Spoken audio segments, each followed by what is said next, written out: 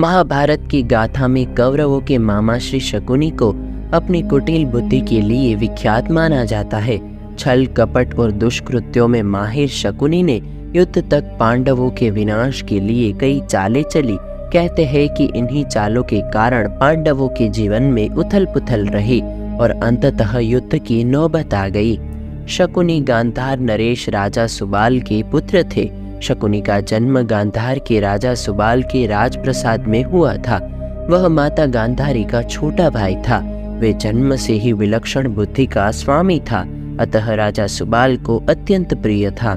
कुछ किंवदंतियों के अनुसार ऐसा माना जाता है कि गांधारी का विवाह धृतराष्ट्र से करवाने से पहले ज्योतिषियों ने सलाह दी थी कि गांधारी के पहले विवाह पर संकट है, अतः इसका पहला विवाह किसी और से कर दीजिए, फिर धृतराष्ट्र से करवाइएगा। इसके लिए ज्योतिषियों के कहने पर गांधारी का विवाह एक बकरे से करवा दिया गया। बाद में उस बकरे की बलि दे दी गई। कहा जाता है कि गांधारी को किसी प्रकार के प्रकोप से मुक्त करवाने के लिए ही ज्योतिषियों ने यह सुझाव दिया था। इस कारणवश गांधारी प्रतीक रूप में विधवा मान ली गई और बाद में उनका विवाह धृतराष्ट्र से कर दिया गया। गांधारी एक विधवा थी, यह सच्चाई बहुत समय तक कुरुवंश को पता नहीं चली। यह बात जब महाराज धृतराष्ट्र को पता चली तो वे बहुत क्रोधित हो उठे। उन्होंने समझा कि गांधारी का पहला विवाह किसी से हुआ था और बाद में वह मर गया। धृतराष्ट्र के मन में इसको लेकर दुख उत्पन्न हुआ और उन्होंने इसका दोषी गांधारी के पिता राजा सुबाल को माना। धृतराष्ट्र ने गांधारी के पिता राजा सुबाल को पूरे परिवार सहित कारागार में डाल दिया था। कारागार में उन्हें खाने के लिए केवल एक व्यक्ति का भोजन दिया जाता था। केवल एक व्यक्ति के भोजन से भला सभी का पेट कैसे भरता? यह पूरे परिवार को भूखे मार देने की साजिश थी। राजा सुबाल ने यह निर्णय लिया कि यह भोजन केवल उनके छोटे पुत्र को ही दिया जाए ताकि उनके परिवार में से कोई तो जीवित बच सके, और वह था शकुनी। यह भी कहा जाता है कि विवाह के समय गांधारी के साथ उनका भाई शकुनी और आयु में बड़ी उनकी एक सखी हस्तिनापुर आई थी और दोनों ही यहीं पर रह गए। एक एक करके सुबाल के सभी पुत्र मरने लगे।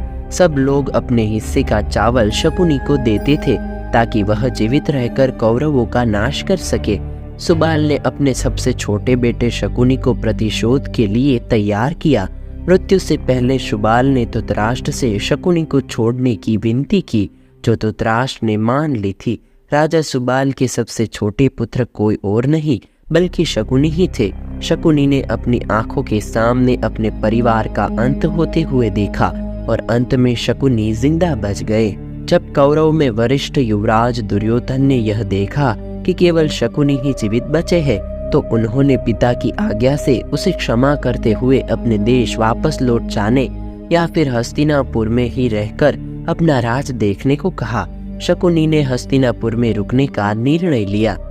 कौरवों को छल व कपट की राह सिखाने वाले शकुनी उन्हें पांडवों का विनाश करने में पग पग पर मदद करते थे, लेकिन उनके मन में कौरवों के लिए केवल बदले की भावना थी, क्योंकि धृतराष्ट्र ने शकुनी के संपूर्ण परिवार को जेल में डाल दिया था और उनको बस मुट्ठी भर अनाज ही खाने को दिया जाता था। शकुनी ने अपने पूरे परिवार को जेल में भूख से अपनी आंखों के सामने खत्म होते हुए देखा था।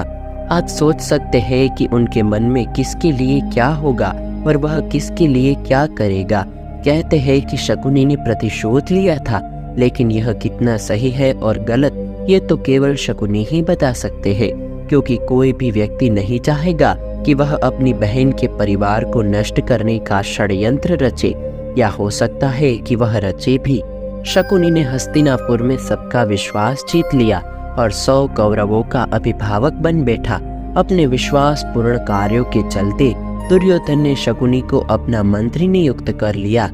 सर्वप्रथम उसने गांधारी व धृतराष्ट्र को अपने वश में करके धृतराष्ट्र के भाई पांडु के विरुद्ध षड्यंत्र रचने और राज सिंहासन पर धृतराष्ट्र का आधिपत्य जमाने को कहा। फिर धीरे धीरे शकुनी ने दुर्योधन को अपनी बुद्धि के मोहपाश में बांध लिया। शकुनी ने न केवल दुर्योधन को युधिष्ठिर के खिलाफ भड़काया, बल्कि महाभारत के युद्ध की नींव भी रखी। शकुनी की जब यह चाल किसी भी कारण से सफल हो रही थी तो उसका सम्मान और भी बढ़ रहा था। गांधारी अपने भाई की चाल को समझती थी और वह अपने पुत्र को बुराइयों से दूर रहने का कहती थी, लेकिन उनकी नहीं चलती थी। पति, भाई और पुत्र के बीच गांधारी विवश थी। ये बात बहुत कम लोगों को मालूम होगी कि शकुनी के पास जो द्वित क्रीड़ा खेलने के लिए जो पासे थे वह उनके मृत पिता की रीढ़ की हड्डी से बने थे। अपने पिता की मृत्यु के पश्चात शकुनी ने उनकी कुछ हड्डियां अपने पास रख ली थी। शकुनी द्वित क्रीड़ा खेलने में पारंगत था और उसने कौरवों में भी द्वित क्रीड़ा के प्रति मोह जगा दिया था। कुरुक्षेत्र के युद्ध में शकुनी ने दुर्योधन का साथ दिया था। शकुनी जितनी नफरत कौरवों से करता था उतनी ही पांडवों से, क्योंकि उसे दोनों ही ओर से दुख मिला था। पांडवों को शकुनी ने अनेक कष्ट दिए। भीम ने इसे अनेक अवसरों पर परेशान किया था। महाभारत के युद्ध में सहदेव ने शकुनी का इसके पुत्र सहित वध कर दिया था। एक योजना के तहत एक बार दुष्ट दुर्योधन ने शकुनी मामा के कहने पर भीम को जहर देने की योजना बनाई।